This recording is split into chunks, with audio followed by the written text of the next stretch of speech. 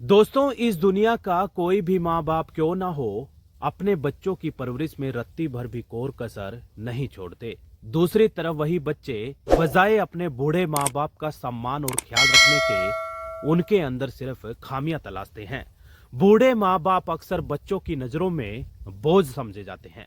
दोस्तों, आज की हमारी किस्सा कहानी में भी कुछ यूं ही हुआ कि दिल्ली के ख्याला इलाके में रहने वाली 45 वर्षीय सुलोचना देवी को उसके ही सगे बेटे ने पहले तो बेदर्दी से मारा और खुद फोन करके गुमराह करने के मकसद से पुलिस को मनगढ़ंत कहानी सुना दी। लेकिन दोस्तों, वो कहावत तो आपने जरूर सुनी होगी कि जब पुलिस अपने पर आ जाए तो अच्छे अच्छे को पसीने छुटा देती है। जुड़े रहिएगा पूरी किस्सा कहानी के अंत तक। नए हैं तो सब्सक्राइब कर ले, पुराने साथी हैं तो लगातार हर एक व्यक्ति तक इस सच्ची किस्सा कहानी को पहुंचाने में हमारी मदद करिएगा। दोस्तों, दिल्ली प्रदेश का एक थाना पड़ता है ख्याला, और उसी ख्याला थाना क्षेत्र का एक कॉलोनी है रघुवीर नगर। उसी रघुवीर नगर कॉलोनी का रहने वाला एक परिवार, जिसमें मुख्यतः 3 लोग हैं। मुखिया के तौर पर सुलोचना देवी। सुलोचना की उम्र की बात करूं, तकरीबन 45 साल।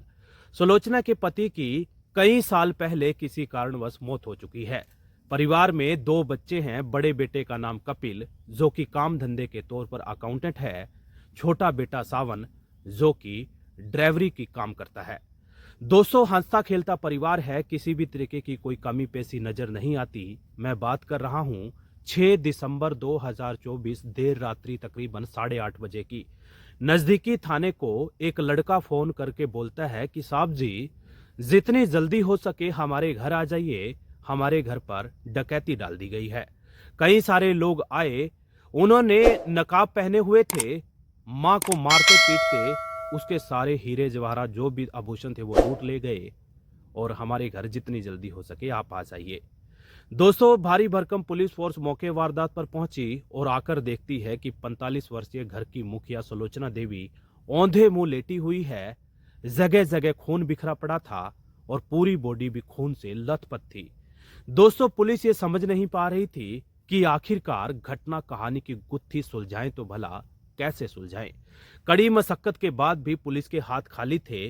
पुलिस को कोई भी ऐसा क्ल्यू, कोई सबूत हाथ नहीं लगा जिसका सहारा लेकर हत्या आरोपी की गिरबान तक पहुंचा जा सके। पुलिस को शुरुआती जांच में बस यही लगा कि जरूर कोई हत्यारे होंगे, लुटेरे होंगे, घर में आए और सब कुछ लूटपाट करने के बाद मर्डर कर दिया और मौके से रफू चक्कर हो गए। लेकिन दोस्तों, जब गहनता से जांच की गई तो मालूम चला कि घर का तमाम साजो सामान वहीं रखा है जहां पर उसकी जगह है। यानी कि कोई भी उथल पुथल वहां पर नजर नहीं आई, जिससे यह स्पष्ट हो जाता है कि लूटपाट हुई ही नहीं है। जांच के दायरे में घर के सबसे छोटे बेटे सावन को लिया गया, जो कि मौके वारदात पर कोई और नहीं बल्कि सावन नाम का वही बेटा था जिसने पुलिस को सूचना दी थी। पहले प्यार से और फिर सख्ती से जब सावन से पूछताछ की गई तो सावन पहले तो मनगढ़ंत कहानियां सुनाता रहा, लेकिन दोस्तों, जब पुलिस ने और ज्यादा सख्ती दिखाई तो आखिरकार सावन भी मानने पर मजबूर हो गया कि मैंने ही पूरी किस्सा कहानी को अंजाम दिया है।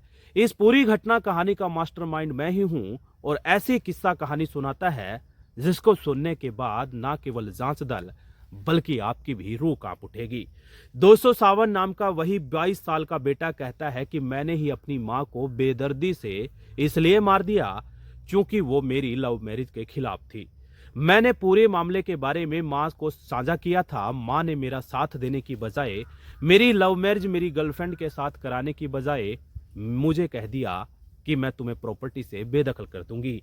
बस फिर क्या था, अपने प्यार को हासिल करने के लिए उसी बेदर्द बेटे सावन ने निर्मम तरीके से मां को मौत के घाट उतार दिया। और बात यहीं पर खत्म नहीं हुई।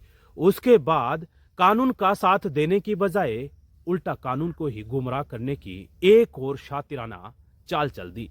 पुलिस ने बहरहाल मौके वारदात से सावन को गिरफ्तार कर लिया है। कड़ी संगीन धाराओं को दर्ज करने के बाद नामजद मुकदमा दर्ज पहले ही हो चुका था।